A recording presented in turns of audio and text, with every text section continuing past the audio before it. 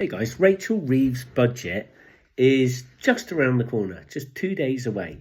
And just before that announcement, Mittal, one of the UK's billionaires, he's worth 15 billion, he's a steel magnate, he's decided to leave the UK. Now, he employs 125,000 people over 60 countries. He has been a lifetime supporter of the Labour Party, well, since 1995, giving them 5 million in donations. And he's decided that the UK is not a good place for him to be based, so he's moved to Dubai, where he's bought a new residence. That tells you a lot. It tells you that Labour's main supporting base of high net worth individuals is running away.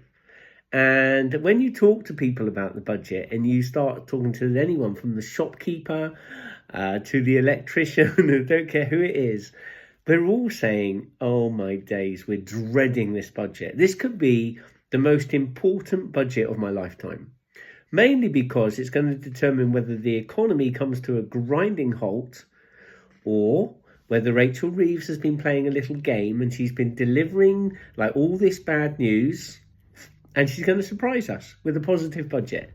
She's going to say, all those bad things I said I was going to do, well, actually, it's not that bad. And I've got this great plan and I'm going to solve the problem and it's not going to be a load of pain and you can enjoy Christmas. What do you guys think? Do you think that's likely? Do you think she's likely to do that? Say, I'm going to cut spending a bit. I'm going to find different ways to add taxes in without it really affecting your everyday life, without punishing you for working hard or for saving, or for paying off your mortgage, or for buying a house, or for investing in a buy-to-let. The reality is we know that isn't the case. And so it's a little bit of a worry, isn't it? It's a little bit of a worry. So what are we going to do about it? Well, Winston Churchill said that when the going gets tough, the tough roll up their sleeves and get on with it. And I think the reality is that's where we are, guys. We're at this point where the government's coming after us. If we've worked hard, saved hard, and got up and gone to work, you're not a working person. You don't fall into the working person definition. What is the working person definition? Nobody knows. The Prime Minister doesn't know. Rachel Reeves doesn't know. You and I don't know. I have a picture in my head of what a working person is. A working person is someone who gets up and goes to work, and preferably doesn't take any benefits from the state, but may work at least, say, 25 hours a week and also get supporting benefits from the state. Now, if you're not working at all, then in my mind, you're not a working person. If you are getting your house paid and you're getting unemployment benefits and child benefits and you're not adding anything to the economy, then you're not a working person. Let me know what you guys think. Is that a fair definition? That's probably what my definition would be. Not trying to be mean to anyone. It's just, what do I think when someone says, are you a working person? That's what I think.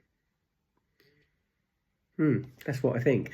So France, people say to me, well, Steve, the reason we're in this mess is because of Brexit. And I'm like, no, it's not. Please don't keep going on about that. We would be so much better if we were part of Europe. Well, have you seen the European economies right now? France has got a massive deficit. They reckon it's 140 billion. They reckon Germany's deficit is around 100 billion. The UK, we're similar, to be honest. We're probably at a similar sort of level. They're saying the French and the German economies are slowing down.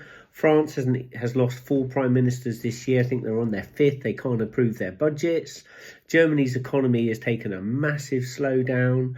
They're saying the European Central Bank might have to print money to bail France out because their GDP is 115% against their debt or something. So their debt ratio is 115%, which is way over where it should be. We're at about 93%. So we're okay still. We're much better. As soon as you go over 115, 120, you're in trouble. That's where France is. Germany's a bit better off. They're down at 70%. Their economy is really big and thriving. They're the heart blood of Europe, really. But their economy's slowing down and their chancellor's getting a whole load of stick. So if we were part of that, would we be any better? No, they're not. So we wouldn't be. So please, guys, stop blaming Brexit. Okay, that's the first thing. Secondly, I want to see the UK economy thrive. I want to see us do free banking, free ports, introduce low tax for non-doms, get people into the country. Let's get this country pumping. Let's get our employment sector driving. Unemployment up, taxes up, everything. I don't want to see that. I want to see us get on and get somewhere in this world. And being part of Europe right now wouldn't do that. The European Central Bank are probably going to have to print a load of money and bail France out. But the other European countries don't want to do that because it devalues their currency. And they don't get any real benefit from it. The only benefit they get is France is the second biggest economy and it supports the rest of Europe. Maybe it'll stop Europe going pop. Maybe France needs to find another currency it needs to print. Stop getting money off African countries and become self-sufficient. They've set up a great system where they provide the currency to African countries in return for getting access to all their natural resources. So Africa gets their money and then has to give them special discounts on all of their natural resources, which keeps the French economy afloat. And now the African nations have woken up to it and gone, no, we don't want that anymore. We'll actually get our own money. We don't want to be support. We'll join BRICS. We'll do anything other than use the French central bank currencies. France is suddenly reeling and is in serious difficulties. So we don't want to be part of that because we'll have to bail them out as well.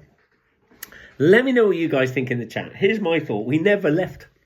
We never left. They told us we did, but the people who were put in charge had no intentions of leaving properly. Everyone says we did leave. We lost access to this and lost access to that. We had to pay taxes and trades. We never left. We didn't do what we said we were going to do. We could have set up free ports. We could have set up an international free banking system. We could have become a tax haven. But all the things that the European Union said we weren't allowed to do. And so we didn't do them. We could have left the European Court of Human Rights. We could have completely ignored everything that their European courts told us to do, but we didn't. We still complied and we still paid into a load of their budgets to access this and access that. We should have gone out and just done our own thing. We didn't do it. We didn't leave. Not the way that we wanted to leave. I don't think we really should have ever had the vote, to be honest. What happened was the EU decided that they wanted us to become more closely aligned and not to just be trading partners, but to be linked in from a legislature point of view. And from a governmental point of view, they wanted us to adopt all their rules. We didn't want to do that. They wanted us to give up the pound. We didn't want to give up the pound. That would have tied us in for life to the euro. We wouldn't have lost our complete freedom.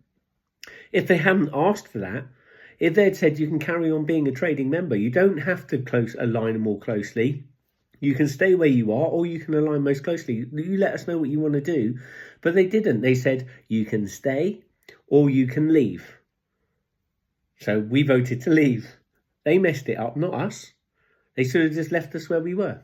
Anyway, guys, let me know what you guys think. I'm hoping Rachel Reeves has got a surprise up her sleeve, which is a good one and encourages trade into Christmas. She isn't going to stitch us all up. This is 8 minutes long, this video. I apologise. It's way too long. I'm waffling. But let me know what you guys think in the chat. I'm sure Brexit is going to make everybody a bit frustrated, but let's not get caught up on old stuff. Take care. See you soon.